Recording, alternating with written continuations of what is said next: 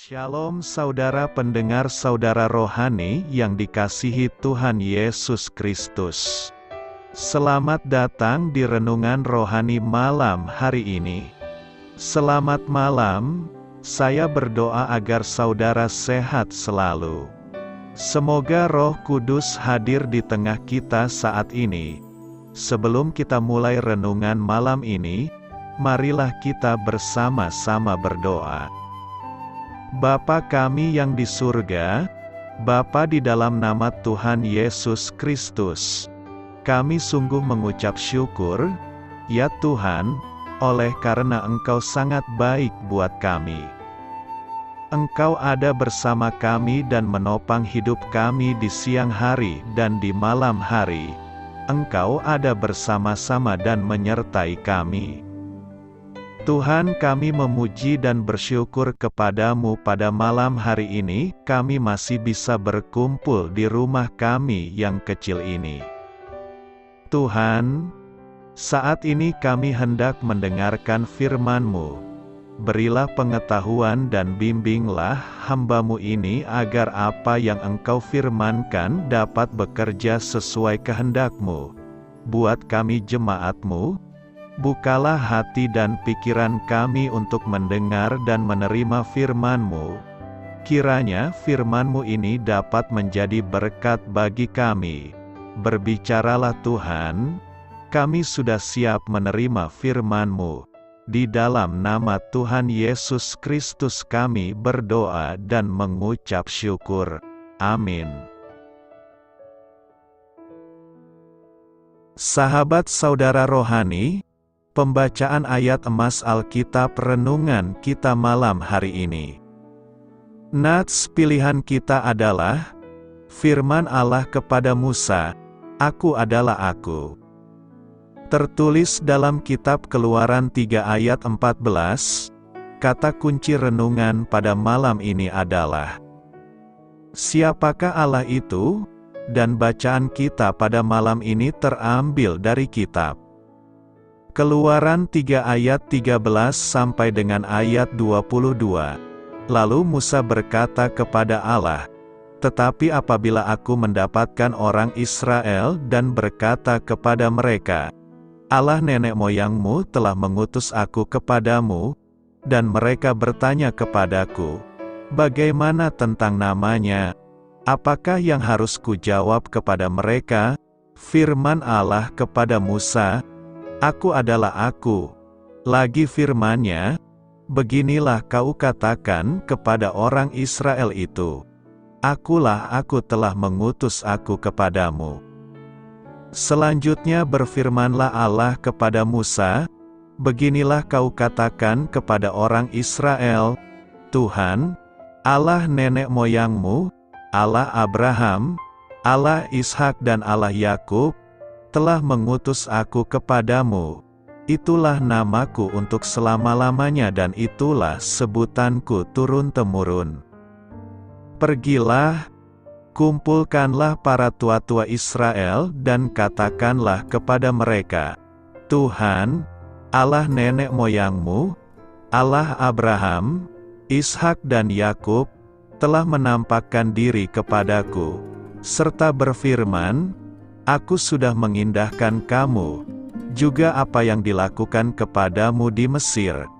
Jadi aku telah berfirman, Aku akan menuntun kamu keluar dari kesengsaraan di Mesir menuju ke negeri orang Kanaan, orang Het, orang Amori, orang Feris, orang Hewi dan orang Yebus, ke suatu negeri yang berlimpah-limpah susu dan madunya.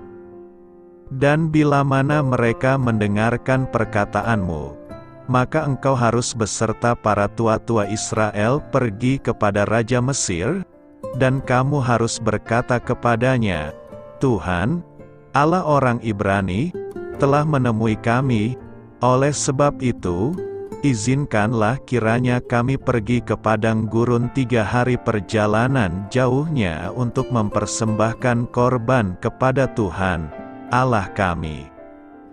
Tetapi aku tahu, bahwa Raja Mesir tidak akan membiarkan kamu pergi. kecuali dipaksa oleh tangan yang kuat. Tetapi aku akan mengacungkan tanganku dan memukul Mesir dengan segala perbuatan yang ajaib, yang akan kulakukan di tengah-tengahnya. Sesudah itu ia akan membiarkan kamu pergi.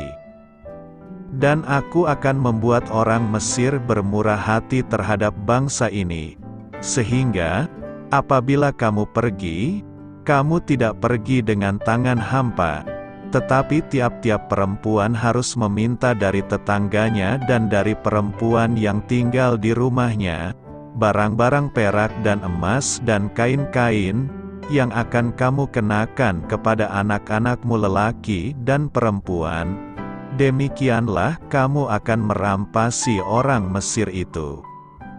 Terambil dari kitab Keluaran 3 ayat 13 sampai dengan ayat 22. Topik dari ayat emas renungan kita adalah, Yesus adalah gambar Allah yang tidak kelihatan. Mari kita mulai renungan malam kita. Untuk memulai hal baik, serahkanlah segala sesuatu hanya kepada Tuhan. Kisah inspiratif. 3.500 tahun yang lalu, Musa bertanya kepada Allah siapakah dirinya dan ia menerima jawaban yang aneh. Allah berfirman, "Beginilah kau katakan kepada orang Israel itu, Akulah aku telah mengutus aku kepadamu. Itulah namaku untuk selama-lamanya." Keluaran 3 ayat 14 dan ayat 15. Sudah lama saya bertanya-tanya mengapa Allah menyebut dirinya dengan nama demikian. Tetapi perlahan-lahan saya memahami maksudnya. Sebuah kalimat hanya memerlukan dua hal supaya lengkap, yaitu sebuah subjek dan sebuah kata kerja. Jadi, ketika Allah mengatakan namanya, "Akulah Aku", hal ini mengandung konsep bahwa Dia lengkap dalam dirinya. Dia adalah subjek sekaligus kata kerja. Dia dapat memenuhi segala yang kita butuhkan. Jawaban Allah yang mendasar terhadap pertanyaan Musa, "Siapakah engkau?" akhirnya menjadi sosok yang nyata dalam diri Yesus. Yesus meninggalkan surga untuk menunjukkan kepada kita apa artinya menyandang nama Bapanya. Dia berkata kepada murid-muridnya, "Akulah jalan dan kebenaran dan hidup." Yohanes 14 ayat 6. Dia juga mengatakan, "Akulah roti hidup." Yohanes 6 ayat 48. Terang dunia. Yohanes 8 ayat 12. Gembala yang baik. Yohanes 10 ayat 11. Dan kebangkitan dan hidup. Yohanes 11 ayat 25. Dalam Wahyu, Yesus menyatakan, "Aku adalah Alfa dan Omega, yang pertama dan yang terkemudian, yang awal dan yang akhir." Wahyu 22 ayat 13, dan Dia mengatakan, "Sebelum Abraham jadi, Aku telah ada." Yohanes 8 ayat 58. Jika Anda mempertanyakan siapakah Allah itu, luangkan waktu sejenak untuk mengenal Yesus lewat halaman-halaman firman-Nya. Beritakanlah Injil kepada segala makhluk. Hormatilah semua orang. Akulah roti hidup. Yohanes 6 ayat 35 berkata, kata Yesus kepada mereka, "Akulah roti hidup, barang siapa datang kepadaku, ia tidak akan lapar lagi.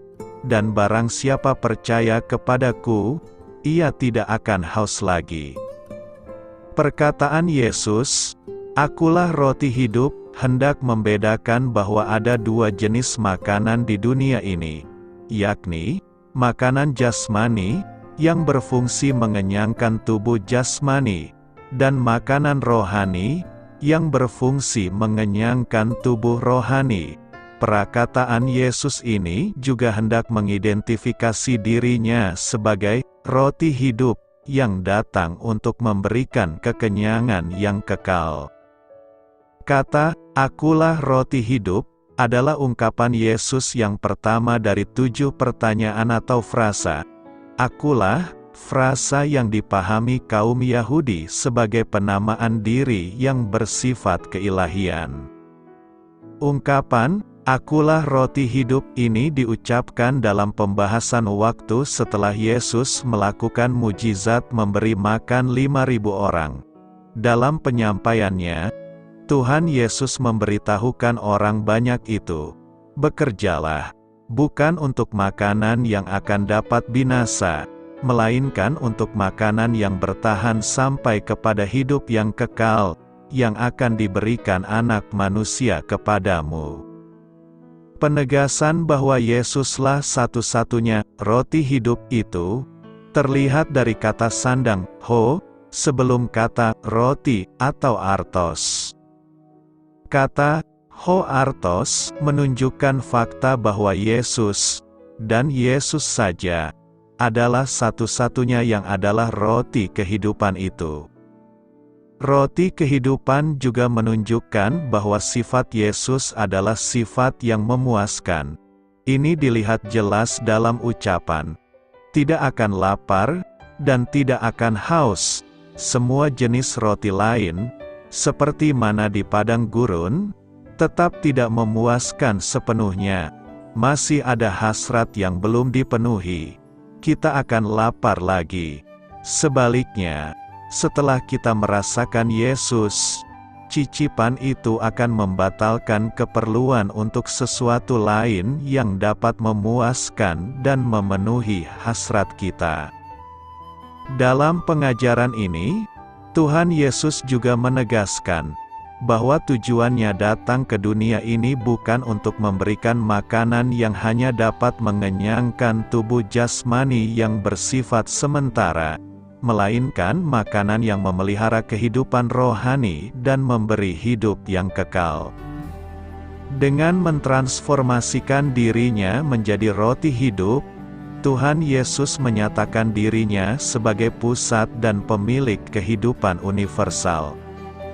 Sebab siapapun yang memakan dagingnya dan meminum darahnya, pasti mendapatkan hidup kekal, bahkan dibangkitkan pada akhir zaman. Pernyataan ini sekaligus bermakna bahwa menolak roti hidup berarti binasa. Kesimpulannya, dalam klaim, "Akulah roti hidup", Tuhan Yesus menyatakan dengan tegas bahwa asal-usulnya adalah surga, dan bahwa Dia sajalah yang memenuhi keseluruhan kerinduan rohani para pendengarnya. Pertanyaan kita sekarang adalah, bagaimanakah cara kita untuk mendapatkan roti hidup itu? Ada 2 cara yang bisa kita lakukan agar kita mendapatkan roti hidup itu, yakni, pertama, kita harus datang kepada Kristus, dan kedua, kita harus percaya kepada Kristus. 2 hal ini, datang dan percaya, sebetulnya tidak perlu dibedakan, karena datang kepada Kristus sebetulnya sama saja dengan percaya kepada Kristus. Adakah dampak dari orang yang mau makan roti hidup itu? Tentu ada dampaknya bagi kita, yakni, pertama, kita tidak akan lapar lagi dan tidak akan haus lagi. Jika seseorang melakukan ini, Yesus berkata bahwa orang itu tidak akan lapar lagi dan tidak akan haus lagi. Kedua, kita tidak akan dibuang Tuhan. Dalam ayat 37b, dikatakan bahwa barang siapa datang kepada Yesus, ia tidak akan dibuangnya. Jadi maksudnya, Yesus sekali-kali tidak akan menolak siapapun yang datang kepadanya, betapapun kotornya hidup kita. Asal kita mau datang kepada Yesus, Yesus berjanji untuk tidak menolak kita. Ingat bahwa Ia memang datang ke dunia untuk mencari orang berdosa, bukan orang benar atau orang berdosa yang merasa benar. Karena itu, datang dan percayalah kepada Yesus, maka Ia akan menerima dan memberkati kita. 7 Ucapan Yesus di kayu salib. 1. Yohanes 6 ayat 35 I am the bread of life. Aku adalah roti hidup. 2. Yohanes 8 ayat 12 I am the light of the world. Aku adalah terang dunia. 3. Yohanes 10 ayat 7 dan 9 I am the door, yang artinya aku adalah pintu. 4. Yohanes 10 ayat 11 dan 14 I am the good shepherd. Aku adalah gembala yang baik. 5. Yohanes 11 ayat 25 I am the resurrection and the life. Aku adalah kebangkitan dan hidup.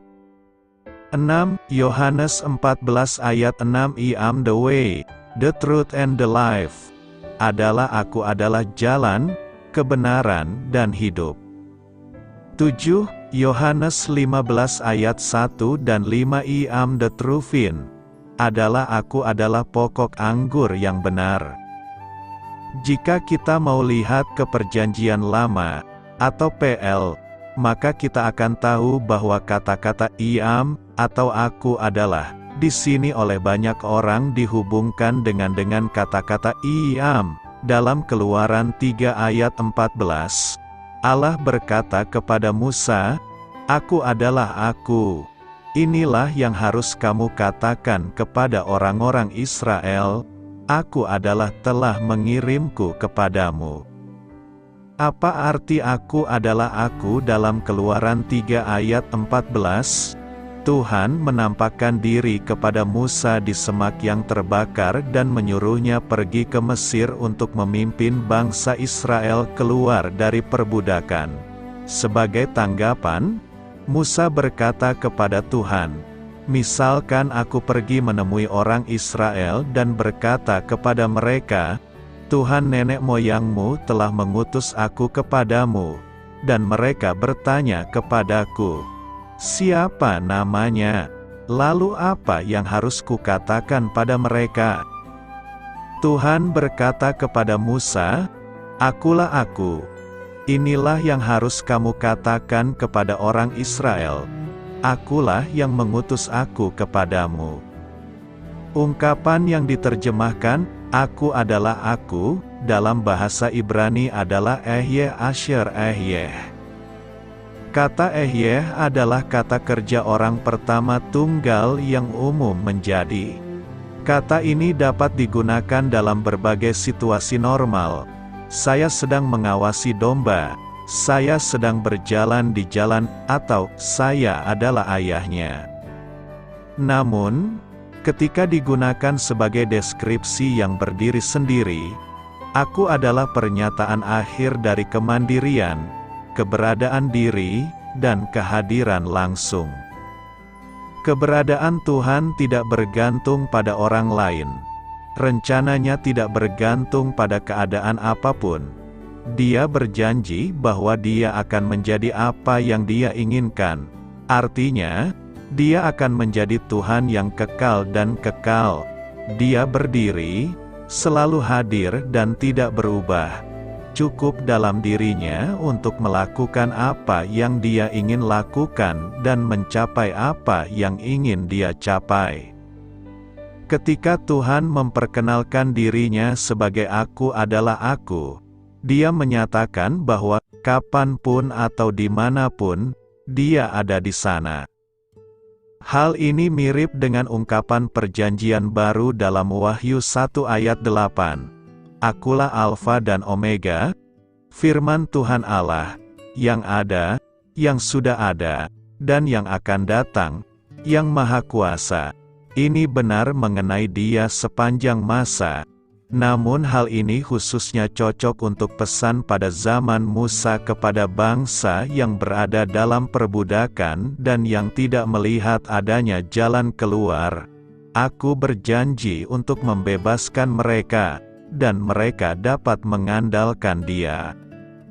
Musa dan Harun menyampaikan pesan kepada Firaun, "Beginilah firman Tuhan, Allah Israel, biarkanlah umatku pergi, agar mereka dapat mengadakan perayaan bagiku di padang gurun?" Firaun menjawab, "Siapakah itu, Tuhan, sehingga aku harus menaatinya dan membiarkan Israel pergi? Aku tidak mengenal Tuhan dan aku tidak akan membiarkan Israel pergi." Firaun menentang Tuhan. Firaun tidak mau mengakui bahwa ada kekuatan yang lebih tinggi dari dirinya. Dia tidak mau menyerahkan rencananya kepada Dia yang Maha Kuasa dan Maha Berkecukupan. Intinya, Firaun berkata, "Aku adalah diriku sendiri, dan oleh karena itu aku tidak akan menyerah pada orang lain." Tampaknya ini adalah dosa yang menimpa umat manusia. Tuhan adalah aku yang besar, namun kita terus-menerus ingin menjadi aku, milik kita sendiri. Kami membuat rencana dan bertekad bahwa kami akan memenuhinya apapun yang terjadi. Bahkan bukti yang bertentangan tidak serta-merta meyakinkan kita akan kelemahan dan kemungkinan yang kita miliki. Salah satu lagu khas Frank Sinatra adalah "I Did It My Way". Baris terakhir dari lagu tersebut, yang ditulis oleh Paul Anka, mengungkapkan ungkapan umum umat manusia. Karena apakah manusia? Apa yang dimilikinya?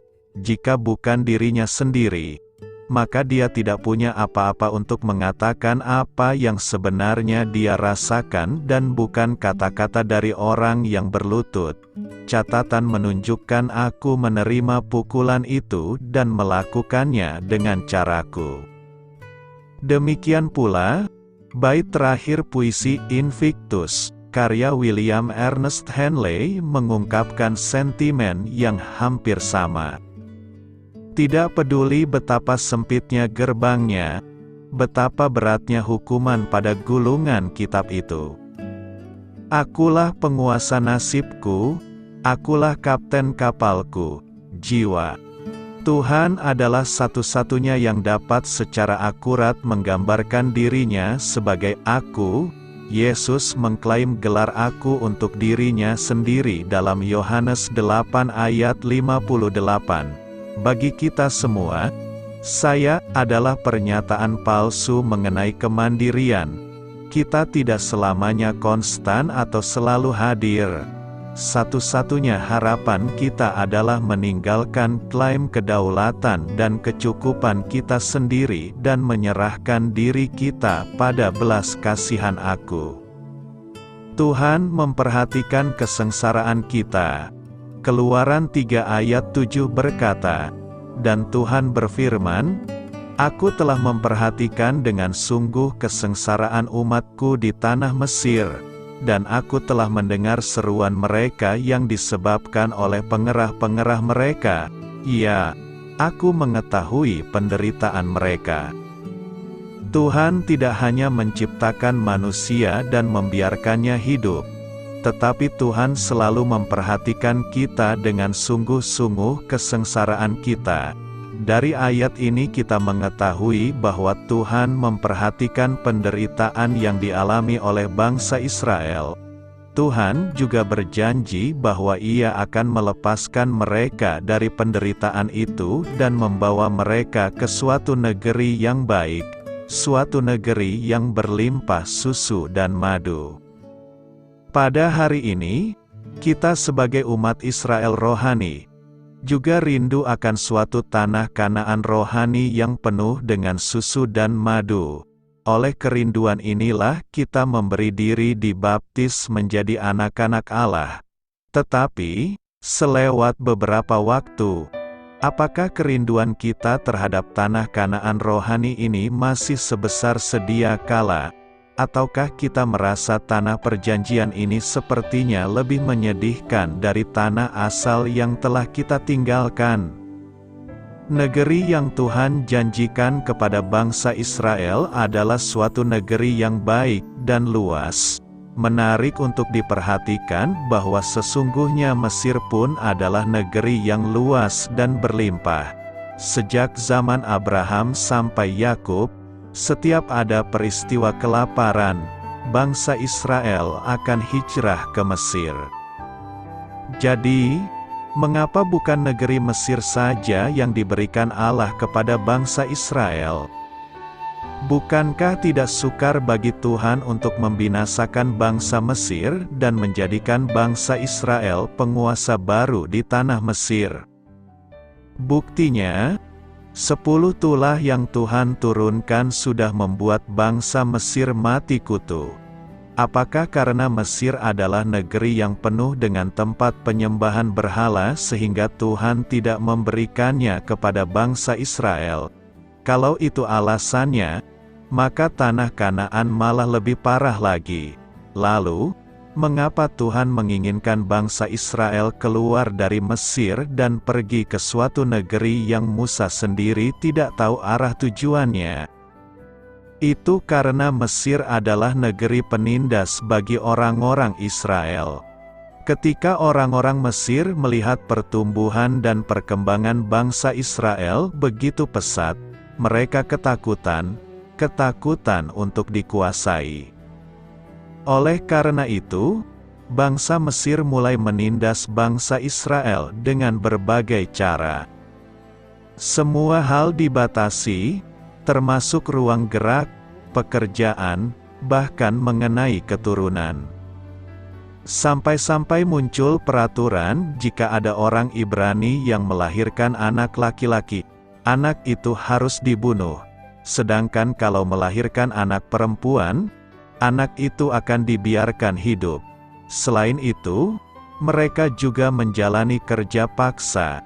Mereka benar-benar berada di dalam masa penderitaan yang berat sehingga tidak ada jalan keluar selain berteriak meminta pertolongan kepada Allah dan memohon agar melepaskan mereka dari penderitaan. Allah mendengar seruan bangsa Israel dan memanggil Musa untuk membebaskan umatnya. Allah berfirman, "Aku telah memperhatikan dengan sungguh kesengsaraan umatku di tanah Mesir, dan aku telah mendengar seruan mereka yang disebabkan oleh pengerah-pengerah mereka. Ya, aku mengetahui penderitaan mereka." Allah tidak pernah tinggal diam. Dia mendengar seruan umatnya. Bila masa sulit menghampiri dan tiada jalan keluar, doa adalah satu-satunya harapan orang percaya. Orang yang datang kepada Allah dengan sungguh-sungguh tidak akan menjadi putus asa karena ia percaya ada Allah yang senantiasa mendengar jeritan hati umatnya. Karena itu, segeralah berseru kepada Tuhan dalam kesengsaraan kita, maka Ia akan bertindak bagi kita. Selamat beristirahat malam dalam kasih setia Tuhan. Doa saya menyertai saudara sekalian, mari bertumbuh dalam iman bersama saudara rohani. Saya memberkati Anda agar sewaktu Anda mencarinya dari Dia, Bapa Surgawi Anda akan memberikan bagi Anda roti harian Anda. Dalam nama Yesus Kristus, Tuhan yang berkuasa atas alam semesta dan menuntun kita kepada iman yang menyelamatkan, Tuhan Yesus menyertai senantiasa. Terima kasih sudah berkenan mendengarkan renungan malam saudara rohani. Tuhan memberkati. Amin.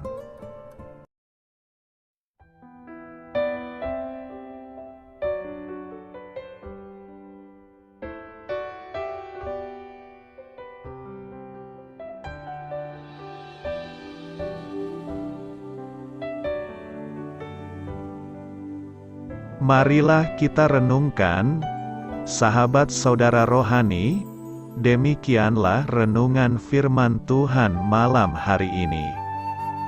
Semoga menjadi berkat di dalam hidup kita dan menjadikan kita pribadi yang lebih baik. Sebelum kita beristirahat pada malam hari ini, marilah kita berdoa. Bapa kami yang di surga, Bapa di dalam nama Tuhan Yesus Kristus, kami sungguh mengucap syukur, ya Tuhan, oleh karena Engkau sangat baik buat kami. Engkau ada bersama kami dan menopang hidup kami di siang hari dan di malam hari. Engkau ada bersama-sama dan menyertai kami, ya Tuhan Yesus. Kami mengucap syukur untuk firman-Mu, ya Tuhan, yang memberikan kami kekuatan dan menyadarkan kami bahwa kami tidak perlu takut dengan gelap dan malam. Sebab Tuhan, Engkau ada bersama kami. Engkau melindungi kami dan menjadi perisai bagi kami hamba-Mu berdoa saat ini. Tuhan, untuk setiap pendengar renungan ini yang mengalami ketakutan, kecemasan, kegelisahan, pada situasi gelap dan malam hari di dalam nama Tuhan Yesus Kristus. Kuasa Tuhan melepaskan mereka dari segala ikatan roh-roh ketakutan yang mengikat mereka saat ini. Tuhan melepaskan setiap anak-anak-Mu dari segala rasa takut dan kecemasan. Di dalam nama Tuhan Yesus segala kuasa-kuasa roh jahat, kuasa setan iblis yang mengganggu anak-anak-Mu, ya Tuhan, tolong hancurkan dan halaukan dengan kuasa-Mu. Dalam nama Tuhan Yesus Kristus, berkati setiap kami anak-anak-Mu, ya Tuhan, dan lindungilah kami. Kami aman di dalam Engkau. Ya Tuhan, penuhilah setiap hati kami dengan keberanian, damai sejahtera, dan sukacita serta ketenangan yang dari Tuhan. Berkati kami di malam hari ini, saat kami tidur dan beristirahat. Kuasa-Mu, ya Tuhan, menaungi setiap kami, memberkati dan melindungi kami. Bangunkanlah kami kembali besok pagi dengan kekuatan yang baru. Tubuh yang sehat diberkati Tuhan dan berkat-berkat yang baru, Tuhan sediakan bagi kami. Terima kasih. Ya Tuhan, kami sungguh mengucap syukur untuk firman-Mu yang menguatkan kami. Dalam nama Tuhan Yesus Kristus Juru Selamat kami, Bapa kami yang baik, kami mengucap syukur dan berdoa haleluya. Amin. Biarlah firman Tuhan menjadi pengingat untuk kita semua, bahwa tuntunan dari Roh Kudus akan selalu memberi jalan keluar bagi setiap permasalahan hidup kita, dan memberi kedamaian di hati kita. Amin. Sampai jumpa di renungan malam saudara rohani berikutnya.